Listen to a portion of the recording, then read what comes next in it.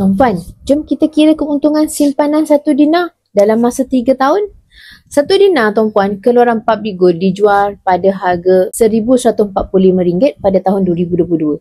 Hari ini tuan-puan, selepas 3 tahun, 1 dinar ni dijual semula kepada Public Gold, tuan-puan akan dapat bayaran bersih sebanyak RM1,730 selepas tolakkan spread 9%.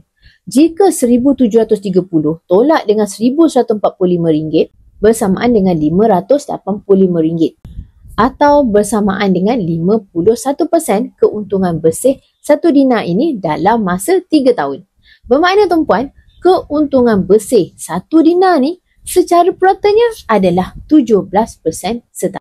Jika tuan-puan simpan RM1,145 dalam ASB dengan dividen secara puratanya adalah 5.2% sepanjang 3 tahun lalu, tuan-puan hanya akan dapat untung sebanyak RM188 ataupun 3 kali ganda kurang berbanding keuntungan emas.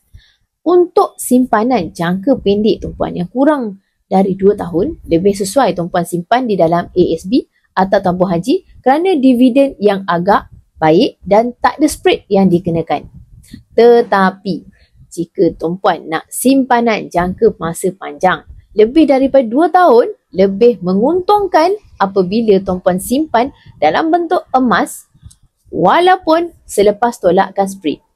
Bagi yang nak mulakan simpanan emas di Public Gold dan dapatkan 1 dinar macam ni, tuan-puan, saya adalah dealer yang terlatih dan tuan-puan boleh rujuk video yang telah saya pinkan. InsyaAllah saya akan tunjukkan cara terbaik simpanan emas tuan-puan.